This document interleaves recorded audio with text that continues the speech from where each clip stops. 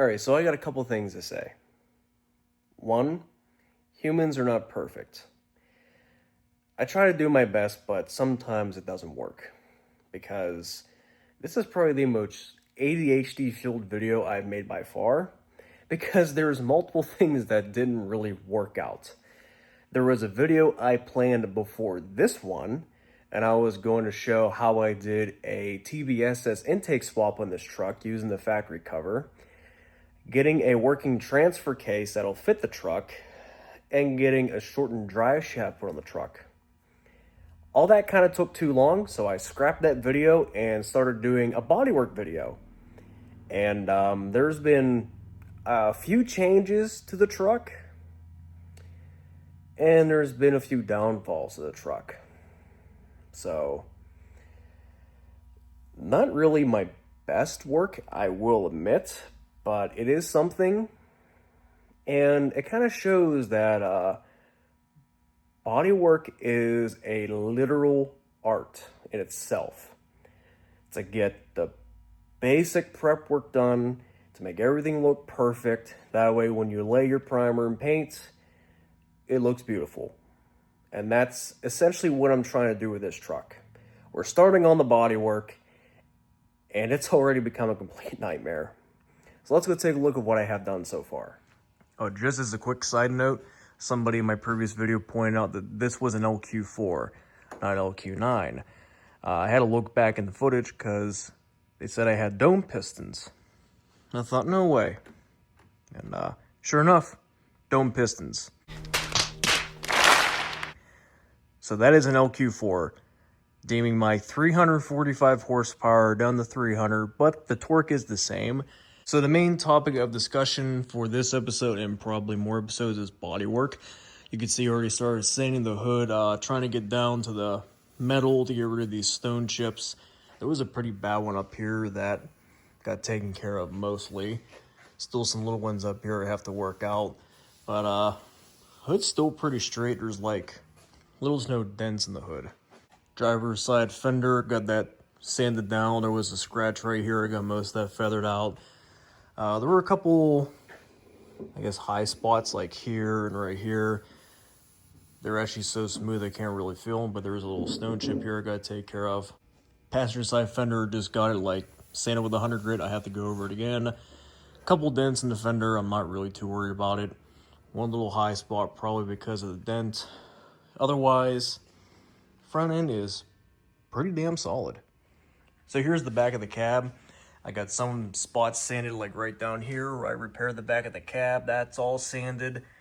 There was some bubbling going on here. I thought it was rust, but it doesn't look like rust to me, so I don't know what that was. I also got that undercoating off the back of the cab too, and it looks so much better.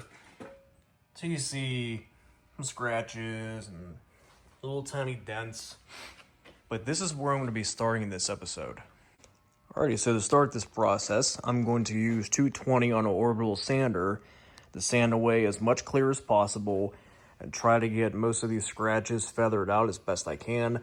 There are a couple dents, like there's one right here, one here, and a couple right here. I'm not going to be too particular about getting all the dents out of the truck. I want it to be one uniform color. There's a dent here or there, I don't mind it. But like right down in here where the welds are, I should definitely use some mud, but I'm not going to because when the bed's back on, there's a rubber divider that sits right here, so you'll never really see it. 2,000 years later. Alrighty, so lots of sanding later, and the back of the cab is actually pretty smooth. Last couple spots I have to take care of are right where the seam sealer and the seam is for the back of the cab to the cab corner. I get the rest of the sealer out, and I'm going to hit it with some 220 to rough it up some.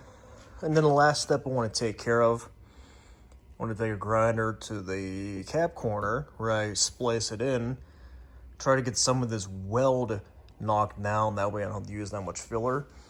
And that way whenever I open up a can of epoxy primer, I can just go over these spots and take care of them, that way I'm not wasting a can. I have to do the same thing for this cab corner because right where this weld is, it's a high spot. Same thing right in here.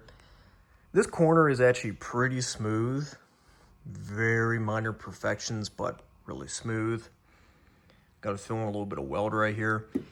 I was playing around with my welder and messed up the settings, so that's why I did that. Haven't filmed anything on the truck for a couple weeks. Didn't really miss much. I've just been sanding a lot, and pretty sure my allergies are acting up because I am stuffed up and sound wonderful. But about a week ago, I found something for this truck, and I am honestly really happy I did. The blue doors are now gone. I actually found these doors on Marketplace. A guy was selling these exact doors that came off of his '04 Sierra. And the only problems with this door, a couple wavy dents right here. There's one dent right here that kind of got worked out some. I was working at it a little bit. And some weird stuff going on down here in this door. I don't know if you can see it in the light. There's like this weird wave right here. And something going on over in here. I think this is all mud through here, but I'm not really too sure. And this is the driver's side door. This came off a different truck, but this also came from the south. Look all the way down at the bottom of the door. There is nothing wrong with it. Yeah, and inside the doors, just some dust, but no rust whatsoever. Nah, it's just dirt. Okay. Something else to note. This is a replacement door. I knew something was off about this door because the hinges are bolted in and the factory hinges are welded on. It's also pretty obvious too that this door is a different color. This is actually the same color as the hood and fenders on the front of the truck, but it needs to be this color. Also as well, got all the panels lined up too. That way I can drill the holes for the bottom of the fenders. And yeah, the gaps are, in my opinion, really good. Because from the factory, these trucks didn't really line up. And that's pretty close. With the same thing going down the passenger side. Hood does line up pretty well. Ignore this big gap here. I compared this to a untouched GMC, and this gap was present, so leaving that alone. Gap around the door and fender are good. I might try to bring this up a tad bit more, but I think I'm pretty limited on what I can do there. The gap around the doors is kind of tight, going down from bottom to top. To me, it is a tad bit wider up here, but the doors are in line. And then along the back of the cab here, the door is pretty in line. Fits perfect right up through here. It also has a nice uniform gap. So for how this is going to go now, even though I really didn't want to, it'll probably work out to be the better option. I'm also going to strip down the front doors too, take the handles and glass and all the stuff out of it. I'm going to scuff up the outside, see if there's any dents that need fixed, and then spray them. The left rear door needs to be stripped down almost bare and resprayed to match this truck, but the rest of the doors I can just get away with sanding the outside and spraying the match.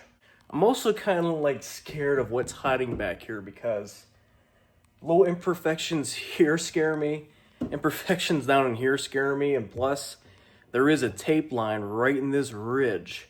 So this has been sprayed again. So there is something going on here, and from looking on the inside, I can't see what's going on, but I think this is where I'm gonna start sanding. Alright, hopefully I'm in shot. I'm literally going to start sanding right here. I'm going to do the rest of the door, but I want to see what's going on here, because lines, a little bit of waves, maybe some Bondo here. That's what kind of scares me. So, since I can't have the door open because it's cold and windy out, I want to wear a mask. And the sander is pretty loud, so I'm going to wear some earphones to listen to some music while I do this. You guys don't have to sit through it too much. I'll probably just do little bits here and there, but let's see what's behind. Let's see what's hiding behind door number 4.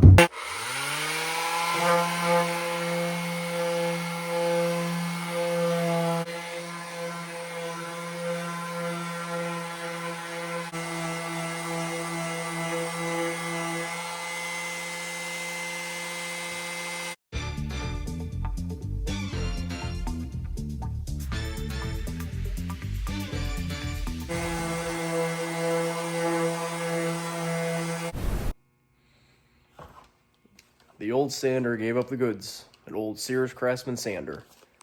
I'm gonna whack myself in the head. Oh my god, you can actually see where it was rubbing through. Look at that. It's all melted. That's what I was going through last night, because I think I abused it too much. And it let loose. Its replacement's a Harbor Freight one. We'll see how long this one lasts. I think there's still a warranty on this. I highly doubt that. That belongs in a museum. But yeah, that nub wasn't that big before, and the seam is become one up there. So yeah, it's been a good sander. Let's just hope this one's good. Alrighty, seems like the new sander does pretty well, except it kind of burns through sandpaper pretty quick. But I got all 4 doors sanded down. I had to do more sanding on the hood and a little more sanding on the fenders. I just went over everything with a 100 grit to try and knock off a lot of paint, smooth out a lot of imperfections. Let's go see how it turned out. Yeah, I don't think I mentioned this either. I took the glass and handles out of both front doors. I keep forgetting to bring a scraper home to get the rest of this urethane off for the window because I need the sand in this channel. But these are the doors roughed up on 100 grit. There's some little teeny tiny imperfections here that all got feathered out.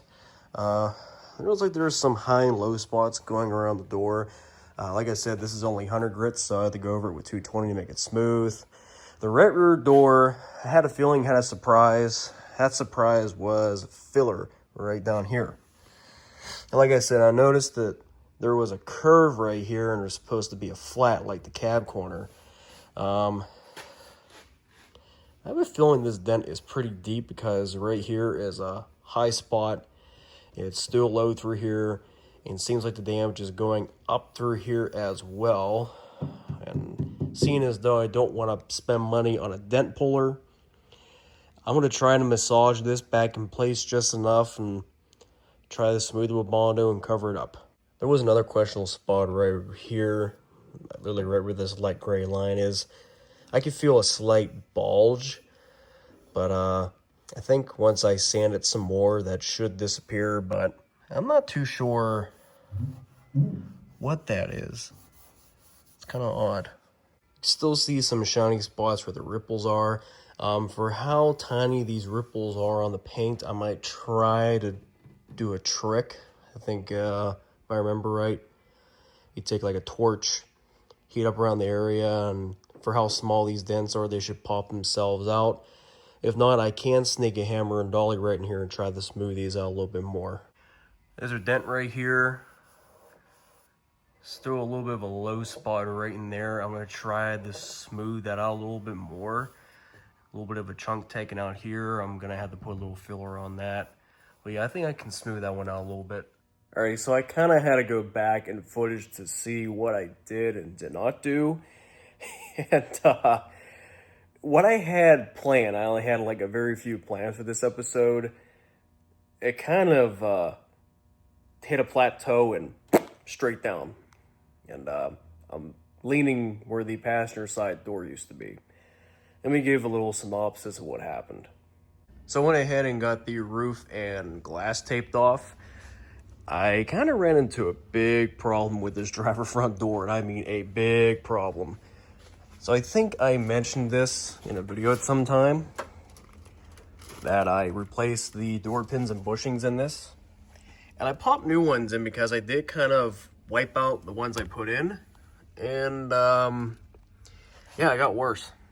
This driver front door has been a battle ever since I got her from the junkyard a year ago. I couldn't get it to line up right, so I had to beat the hell out of the hinges. I know it's not the right way to do it. I know how to do it the right way, and I wasn't doing that because you have to cut the hinge off the body, put in a nutsert plate and 4 bolts to align the door. I was not doing that because that's kind of ridiculous. But I bent the hinges the wrong way. It made the gap really wide because the door is going this way, and it really should have gone this way. but the top of the doors would hit, and that's why I did that. And then whenever I got the fenders aligned initially, the fender gap was extremely tight between the front door and the fender. So I had to bring the door back. And I kind of had a hell of a time getting this door on and off after I did a couple tweaks. And it got way worse when I did the new pins and bushings because the pins were literally like everywhere.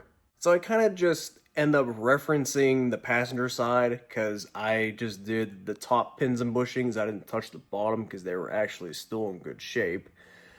And they're a little slopped out, but don't worry, not as bad as this side. But had to take a small bolt level and a tape measure and go right off the fender bracket and measure how far one hinge piece was to this hinge piece and eyeball where the pins are versus how the pins are bent up. Basically, I spent 2.5 hours trying to get this door at least back onto the truck because the pins wouldn't line up right. Because I took a brass sledgehammer to the door hinges to get the gap right, and now I had to take and bend the hinges back into place, and the door opens and shuts beautifully. Yeah, like no creaking, because it used to creak a lot. Ignore what I have going on over there, I'll talk about that later, but yeah, like there is a slight creak noise, and it's from a bushing that really won't sit right in the hinge, but it doesn't sound nearly as bad, and it opens and shuts just so much better now. So here's how the passenger side looks. Top ones have been redone. Fit beautifully. I didn't have to do anything. Just cut the old ones off and put them in. Bottom ones are still the original. I think if I can get it in frame here. I mean, they're okay. By my standards, there's a little bit of play, but this door actually opens and shuts just fine, so I'm really not going to mess with them. But in other good news, I was able to get majority of this big dent out of the fender and the small one here, because there's a small crease here. They went to these two little divots right here that make me feel better about putting Bono in this fender. Same thing right in here. I used the trick somebody told me to use. You take a propane torch, heat up around the panel, and heat up right in the dent. I kind of went a little too hot because the paint kind of blistered, but it doesn't exactly matter. Then you take a cold or a rag soaked in cold water and wipe it down, like wipe down the whole panel. It essentially expands the metal, and then when you cold, it rapidly shrinks and it pops the dent back out. And it did work pretty well. Here's a good example right here. You can see where the paint got burned. There was a really teeny tiny dent right here, and once I feather that out, you're never really going to tell there was a dent there. So yeah, with that said, I think I'm just going to leave this video off here. Even for me, because I was literally jumping all over the place, getting 2 new rear doors to finding a dent in the rear door, a pretty big dent, lining body panels, getting this left front door to fit, and there's a bunch of other little stuff I was doing too that I didn't even bother to film, so everything is kind of all over the place. So I'm going to end this video here because there are a few things I would like to get caught up on, and I don't really want to have this video sit because this video was a nightmare to make already. I had to scrap an original video I was going to do and put this one out, so this was kind of a nightmare video. So if you guys like this video, make sure to leave a like. If you have any questions or comments about the build series and how far I've gotten, ask down in the comments below. If you like what you see and you want to show your support, just hit that subscribe button. Anyway, I got some work to do. I'll see you guys next time when things are a little more organized.